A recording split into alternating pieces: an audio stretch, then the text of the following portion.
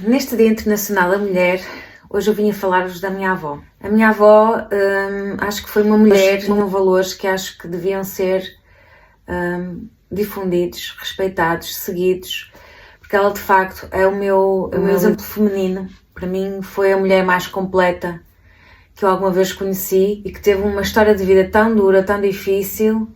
Felizmente tive a bênção de poder conviver com ela, não há muito tempo, só conviver com ela 19 anos, já não a tenho há mais de 25, mas de qualquer maneira, nesse percurso, ela teve a possibilidade de me transmitir a mim valores que eu absorvi e que julgo que são importantes para uma mulher mesmo no dia de hoje. Nada contra quem aproveita este dia para ir sair com as amigas, para ir ao restaurante, para se divertir, para ver um striptease, whatever, quiserem. Nada contra. Mas se calhar nos outros dias do ano não se sentem confortáveis em fazê-lo. Porque vão ser julgadas. Porque o mundo estabeleceu que nós, para fazermos alguma coisa, ou temos que ter um dia próprio, ou então nos outros dias já temos toda uma série de justificações para dar. E eu acho importante, no Dia da Mulher, esses valores não ficarem só centrados no Dia da Mulher e serem pelo ano todo, ou quando nós quisermos que seja o Dia da Mulher, não necessariamente só no dia 8 de março. Voltando à minha avó, a minha avó foi uma mulher que nasceu, acho que num meio privilegiado, só que levou logo um cunho complicado porque foi logo estigmatizada porque ela tornou-se filha de pais divorciados. A minha avó nasceu em 1926, estão a imaginar uma criança daquela altura ser filha de pais divorciados. Devia ser um escândalo. Então ela foi criada com o irmão por um avô que lhe deu instrução, que naquela altura também era raro as mulheres terem instrução, terem acesso à escola.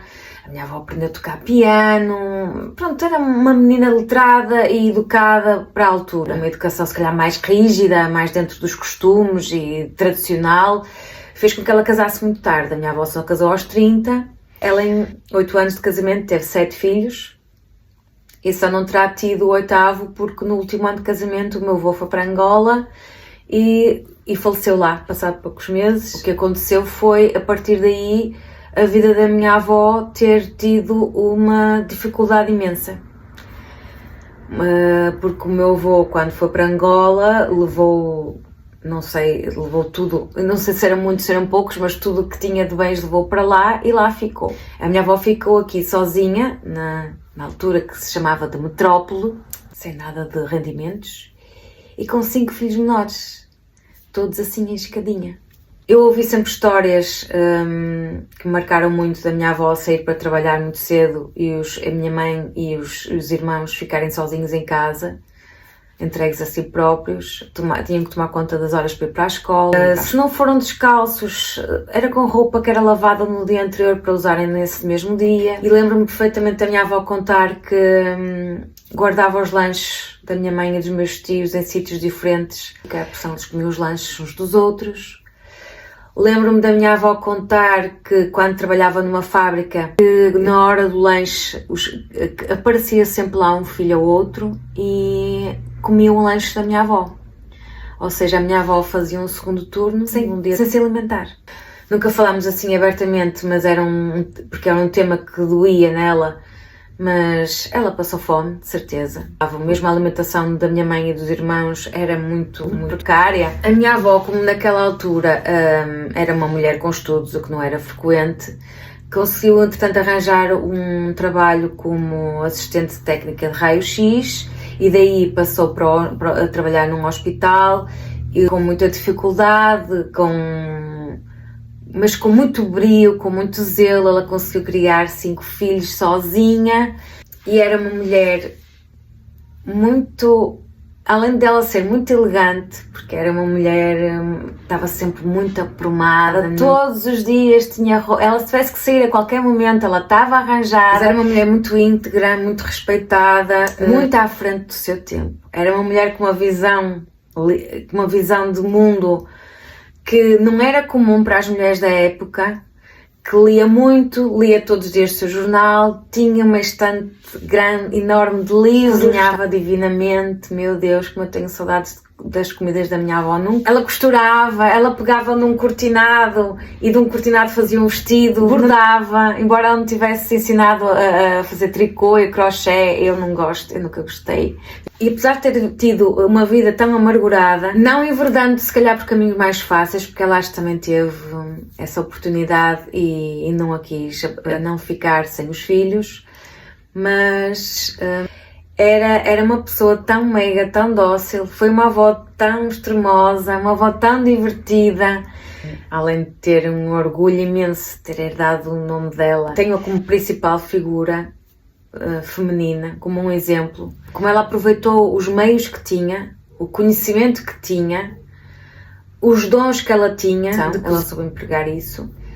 Mas o que eu quero dizer, que os valores que ela me transmitiu foi que o que mais devemos investir é naquilo que, se o mundo todo nos virar no avesso, nós podemos pegar naquilo que investimos em nós, ou seja, em conhecimento, em estudo, e fundamentalmente acho que a minha avó viveu sempre uma vida incutindo-nos em nós esse nível de respeito, de sobranceria, mas estou a dizer altivez, sobranceria, mas naquele género de temos nossos valores e nunca baixarmos nossos valores por causa de ninguém, né? Ser mulher neste dia não é só andar para aí a divertir-nos, é pensar que muitas de nós ainda estão aprisionadas em situações medievais. Devíamos pensar, querer saber como é que há meninas que não vão à escola. Devíamos nos preocupar porque é que, havendo uma guerra, as mulheres são das primeiras vítimas de violência sexual. Nós ainda hoje lutamos por uma sociedade em que nos deixe equilibrar o papel de mãe e o papel de mulher trabalhadora. Uma mulher que queira progredir na carreira pensa automaticamente em que não pode ter os filhos, não tem os filhos que gostava de ter, a maior parte, porque não há condições. E as mulheres sabem que se dedicarem à maternidade, a carreira vai ficar para trás. Nunca vou alcançar sequer o mesmo ordenado, quanto mais a posição. Só as mulheres, felizmente é que têm a capacidade de gerar. E se a sociedade precisa dos nossos filhos, bem, não vai ser a encostar-nos entre a espada e a parede que isso vai acontecer, não vai. Neste dia nós somos presenteadas com flores, com bombons, com mimos, mas nenhuma de nós, tenho quase a certeza que nenhuma de nós nunca passou por uma situação de assédio. De andar num transporte público e alguém achar que está no direito de vir tocar na nossa perna, como já aconteceu, e eu na altura, passado algum tempo, que achei aquilo tão inacreditável, porque a pessoa nem olhou para mim, eu estava vestida completamente normal, nem sequer não estava com roupa de estar a pedi-las, eu estava com jeans, estava com calça de ganga, completamente normal, e aquele senhor de fato e com uma pasta julgou-se no direito de sentar-se à minha beira e começar no roça-roça com a minha perna. E eu falei e não, tenho a certeza que dali não passava, mas o que aconteceu é que eu era para ter saído na mesma estação que ele e não saí porque não me senti segura, porque me senti enojada. Eu acho que dificilmente um homem sabe o que é isso. E isto não pode ser normal. Isto está normalizado. Nós emagrecermos ou engordarmos ou estarmos mais velhas. E de serem comentários, mulheres também. E essas coisas não podem ser normalizadas. E nós temos que tentar perceber porque é que isso acontece. E se nós, no fundo, achamos que alguém ganha alguma coisa com isso. É nestas pequenas coisas que eu falo na sociedade começar a olhar para nós. Eu não digo na mesma posição que os homens, porque eu não quero estar na mesma posição que um homem, eu quero estar na posição que eu quero e sentir-me à vontade para fazer aquilo que eu quero. Se quero fazer igual aos homens, eu faço. Se não quero, não faço. Porque eu acho que nós temos uma maneira de gerir as coisas, nós teríamos até uma maneira de governar, uma maneira de mandar diferente da dos homens, não necessariamente maternal, embora nós temos essa parte maternal, há mulheres que também não têm, mas acho que temos outra sensibilidade, outro sexto sentido, digamos. Nós ainda não estamos no nível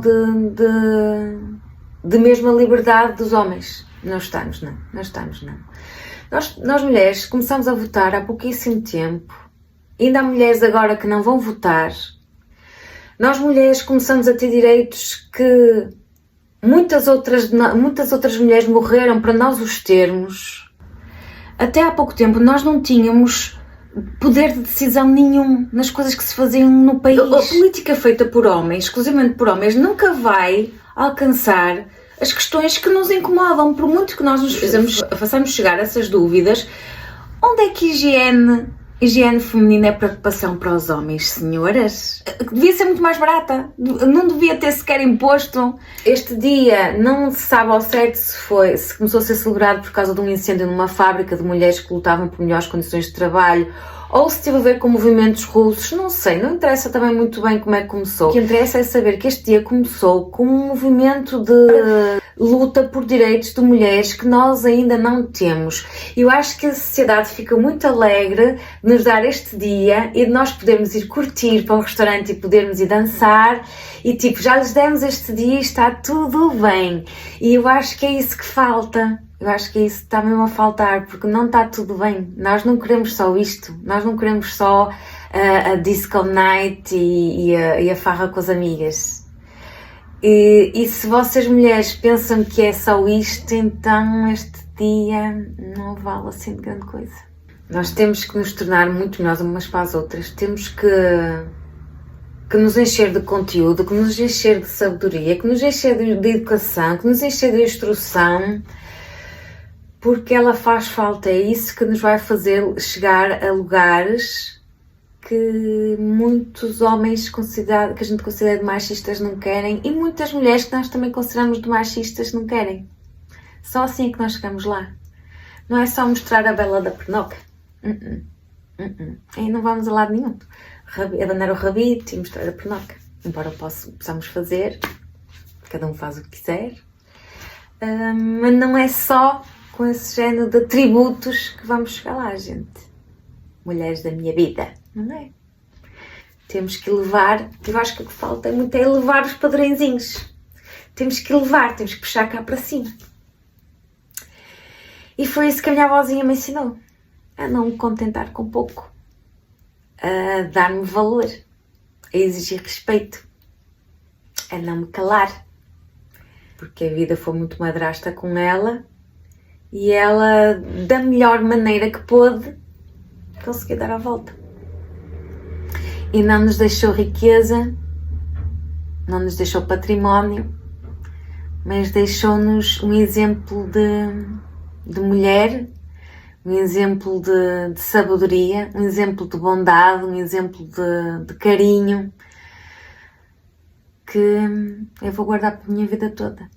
E como a minha mãe e a minha tia dizem, é o nosso diamante. Beijinhos, vozinha.